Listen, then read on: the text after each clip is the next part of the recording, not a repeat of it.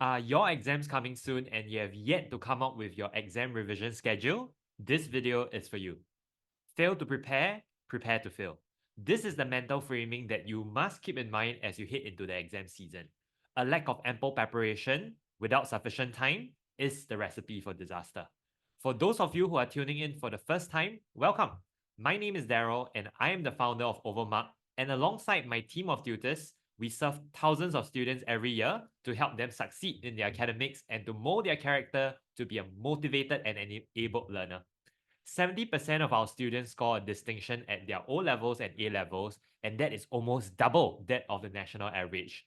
This is by no means an accident, as we ensure that our students are put through an intensive program which properly prepares them to excel at their exams.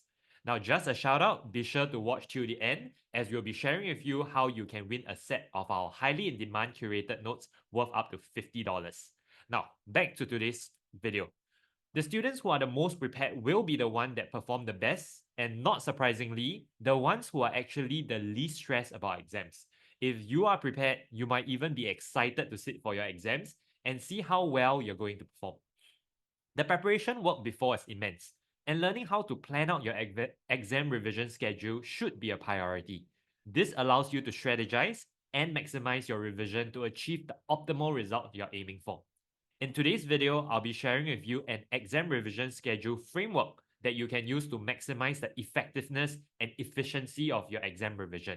After this video, I promise you that you have a much clearer idea of how to approach exam revision and therefore be better prepared and perform better in your exams. So, for the revision schedule framework, I recommend preparing at least 2 months in advance for major exams. For each subject, I'll create a revision table like the one you see right here. So as you can see, what we will be breaking it down into is across the time frame from 8 weeks all the way to immediately before, the key focus area, actionable steps that you should be taking, how you should be reviewing your learning, and how much time we should be allocating.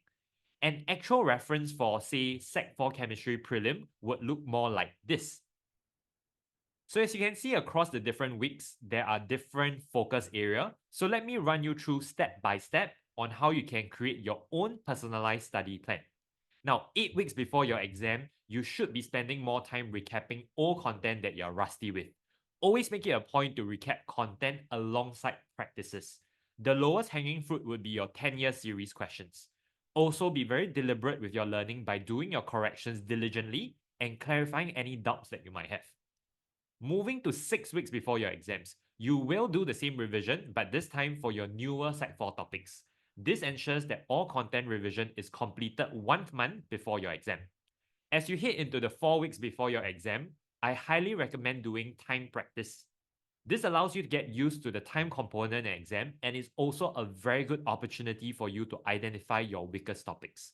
In the 2 weeks leading up to the exam, I would then spend most of my time working on my weakest topics. This will be the questions that you will continue to struggle with in exam unless you do something about it. Going from scoring 0 for those topics to scoring well will be the key difference maker in achieving rapid grade improvement. And right before the exam itself, I encourage you to recap any content that requires more memorizing and also testing yourself frequently. The reason why a study plan is necessary is because the clearer you are about what you need to do, the more precise you can be about the actions that you need to take. I recommend that you break up your study schedule into blocks of 2 hours with ample break in between each study block.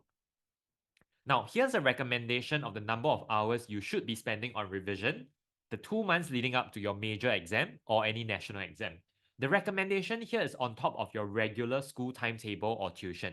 I'm referring to the revision that you should be doing in your spare time.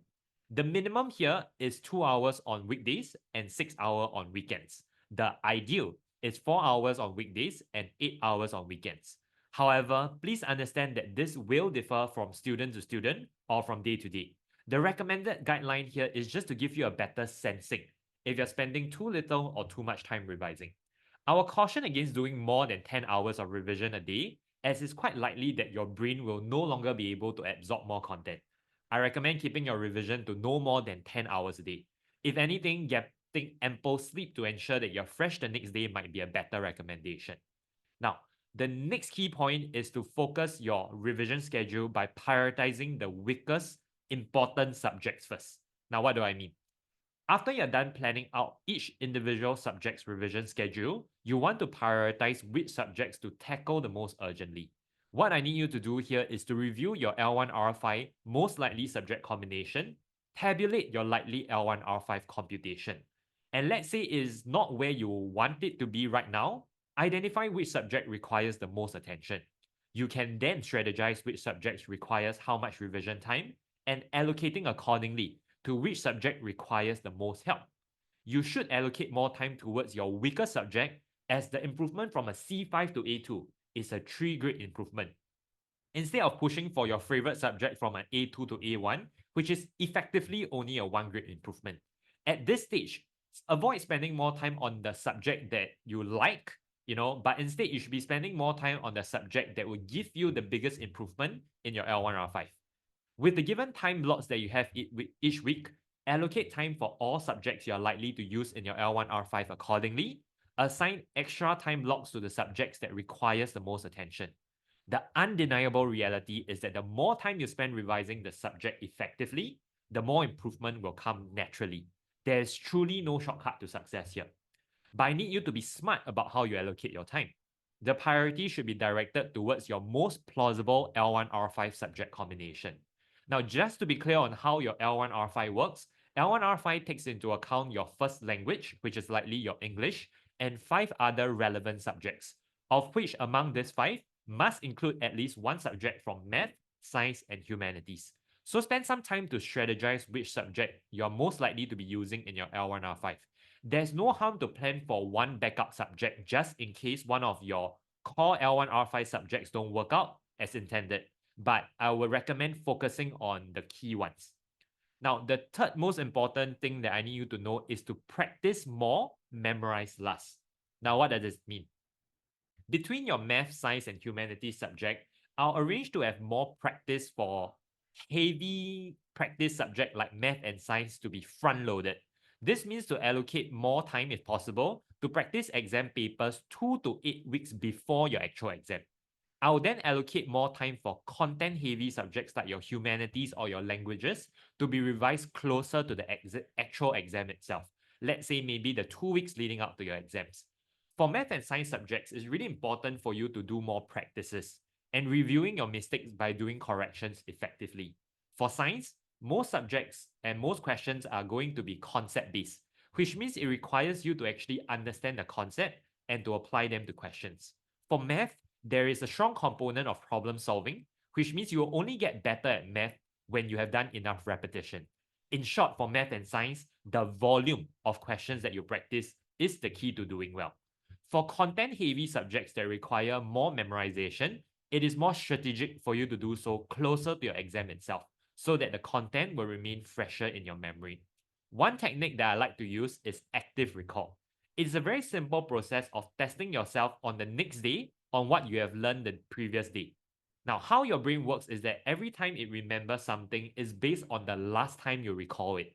This means the more often you put out memorized content from your brain, the more likely you'll remember them. So make it a point to always do active recall to strengthen your memorized content. And in conclusion, start by creating a revision schedule for each subject and allocate more time for your weaker L1 R5 subjects. Then, strategize to front load your math and science revision while leaving your revision for content-heavy subjects like humanities and language to be closer to your actual exams while doing active recall. And there you have it, an exam revision schedule framework that you can actually use to maximize the effectiveness and efficiency of your exam revision. And hopefully now you have a much clearer idea on how to approach exam revision and therefore be better prepared and perform better in your exams. Now, remember at the start, I mentioned this. So if you wish to win a copy of our highly in-demand curated notes worth up to $50, you can do so how? The curated notes itself covers the full syllabus. It contains concise concept recaps, commonly tested question work examples, and precise answering technique that you'll need to master for your exams. All you need to do to stand a chance to win this is to like this video, subscribe to our YouTube channel, and leave a comment on what other topic you'd like us to discuss next. We will be selecting a winner for each video, and we'll send the winner a copy of our curated notes for free. So don't miss out on this awesome reward. So remember to like, subscribe, and leave a comment right away. If not, I'll see you all in the next video. Bye.